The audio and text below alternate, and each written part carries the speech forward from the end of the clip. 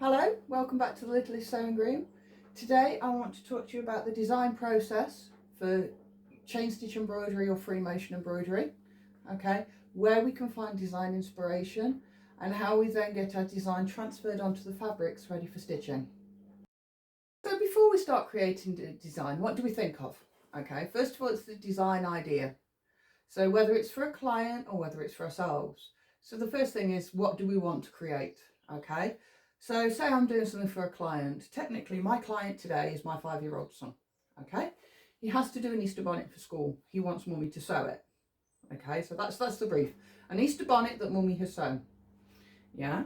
I asked him, are there any designs that you want on your Easter bonnet? So if it was any other customer, I would say, right, what's your idea behind the embroidery you want me to create? Okay. So whether it's somebody wants a pair of unique dungarees that reflects their personality and they like, bright colours, there's certain images they want on there, okay? So we will go through that. So with my son, I said, what would you like on your Easter bonnet? I says, do you want a bunny? Do you want a chick? Do you want eggs? What do you want on your Easter bonnet? So he said, I want a little chick popping out of an egg. Okay, easy enough. He says, and then I want some eggs on either side. Great, perfect. So I need to think about an Easter chick coming out of an egg with 2 bright colourful eggs either side. Yeah, that's my brief for this project today. So the first place I will go, I will do a number of small sketches maybe around the idea, okay? Or the other thing you can do that I do quite a lot, I have to admit, is you can go online and just do a Google search of a particular image. So as you can see here, I've Google searched Easter chick in egg drawing, okay? Because obviously the image I want is a drawn one. And these are the first ones that pop up. And obviously as you scroll down, there will be more, if you're going to images. Click on images. And this is all the ideas and inspiration you can get for an Easter chick coming out of an egg. Yeah, there's lots of different ideas here. You can literally do a Google search for anything. Rainbow coming out of a cloud.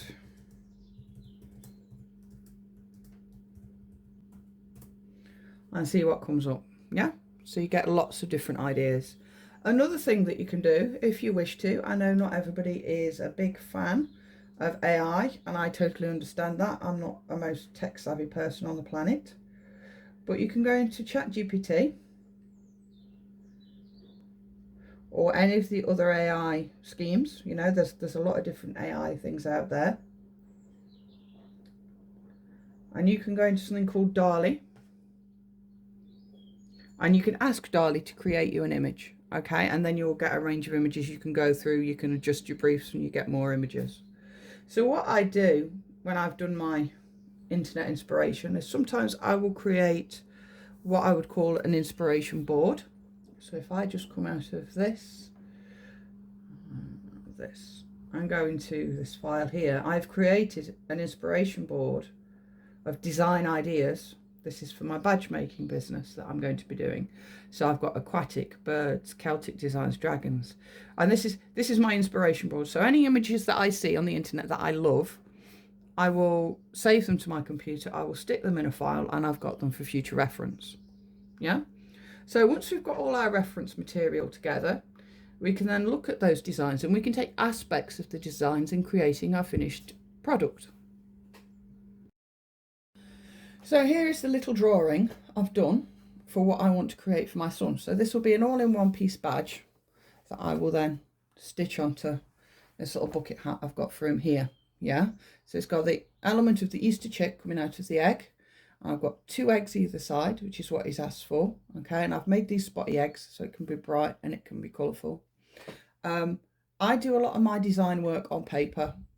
And then what I will do with these paper designs, if it's a design that I really like and I think, yes, I can use that in the future and I want to keep, I have a folder, I have a lever arch folder that I'll put it in. Okay, and then I've got it whenever I need that design. So this is the design that I have come up for my son. Okay, this is what I've briefly sketched out. It's nothing fantastic, it's just a simple little design. So the next thing I need to do, once I've got my design sketched out, is I then need to make it so I can transfer this onto a piece of fabric. So personally for me, when it comes to transferring onto fabric, there's two different types of stabilizer that I will use. Okay, the first one is a water soluble stabilizer. Okay, and the clue's in the name. When you wash this will disintegrate completely and just leave the design behind. Okay, so I could trace the design onto water soluble stabilizer, or in this case, because it's going to be an item that I'm not going to be washing particularly and I want it to have quite a stiff feel to it, I use a medium weight tearaway stabilizer. And as you can see, it's quite thick, it's quite rigid. Yeah, so to transfer my design is very, very simple.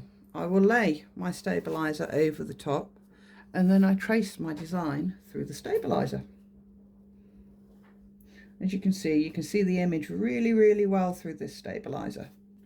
Yeah, so it's just like drawing on cartilage paper really, but when you finish your design, when you finish stitching, it's very easy just to pull this away and it leaves the embroidery behind. The water soluble stabilizer is great if you're working with cottons. I've used it with denim, all sorts of stuff really. But you know, if you have a design that's got lots of detailed bits, lots of cut out bits, so there's lettering with little fiddly bits inside, you know, E's and A's that have the centre hole, then water soluble stabilizer is actually very good for that, because you can just dissolve it away. You're not trying to tear tiny little bits of leftover stabilizer out from, you know, tight little places. So as I say, I just trace my design onto the stabilizer like so, and then what I will do, you can see I'm making a few changes to the design as I do this, because I wasn't happy with the little dots on this particular egg. And then what I will do is I will cut just roughly around this piece of stabilizer, so then I can get it ready for pinning onto my fabric. So now I've got my design traced onto my stabilizer. Yeah, doesn't always look perfect. I'll then place it over the fabric I'm going to sew with, which in this case is a piece of stabilized felt, and then I'll just pin it in place. And it really is that simple to transfer a design over to an item that you're going to sew. Another way I've seen people do is they will use a projector, like an overhead projector or a small art projector, to shine their design onto a piece of fabric, and then they will trace it. You know, they'll use a chalk or something like that, or even a pencil, to draw it onto their fabric to then sew over those lines. I prefer this method. If you need that little bit more of a stiffer image, you know, the stabilization. And if you're doing multiples of an image, it's a lot easier, because if I was going to trace multiples of this image, I would literally have traced this piece, moved the stabilizer down, drawn the next one, so on and so forth, until I've got 7 or 8 images like this that I then need to just pin onto a larger piece of fabric and embroider, and then obviously I'll cut those out into individual badges. It doesn't take very long. Okay, I think the bit that takes the longest when it comes to designing work is looking into your inspiration. Okay, so there's many different things you can look at. Like I say, I do Google searches quite a lot. Sometimes books come into play, particularly if I'm doing a lot of things that are wildlife based. So I might want to make something that's a simple design, but also is quite an accurate depiction of an animal. So I have lots of books on natural history, so sometimes I'll refer to those. It's all about what you enjoy doing. Sometimes you can be sat doodling on a sketch pad, or I know a lot of people use iPads and things now to draw on. Not something I personally do. I like the feel of a pencil on a piece of paper. That's just me. That's my personal preference. But you know, you can doodle away on your tablet. and come up with some great inspirational ideas, and you can add colours and colour references to different things. The other thing I will do, I'm not going to do it in this case, but I'll show you what I'm doing with my jumpsuit that's still under the machine. So the other thing that I do, particularly if I am working on quite a detailed project like this one is, I will put my designs, I will pin them on the wall behind my machine.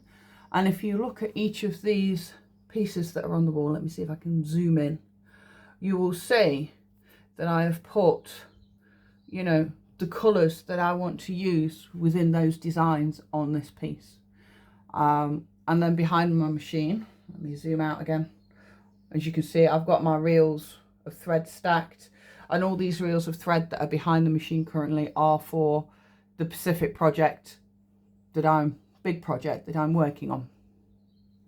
So that helps me keep track when I'm working through the project on each step, where I'm at, what colours I need, what's the detailing I need, because obviously sometimes, you know, you've transferred your design onto the stabilizer, but when you're sewing it, some of the finer details may get covered over. So for example, with the dragonfly, let me zoom you over so you can see the dragonfly in that corner. Can you see how I've drawn the veins within the wings? Well, I will be including that in the design, but when I do the initial stitch over of the wings, you're not going to see the veins. That'll disappear on the stabilizer. So having my designs behind my machine really helped me with getting the details right and progressing with the project and getting the end result that I want.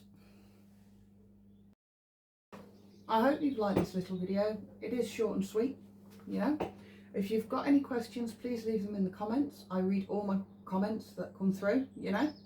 So if there's anything you want to ask me, ask.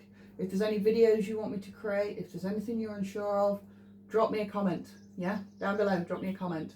I will reply to you, you know, as soon as I can. I know some of you guys are in different time zones. I'm here in the UK. I know I've got people who watch my channels in America and India and all over the place, and it's absolutely brilliant. You know, I love the fact that I've got people all over the world popping in.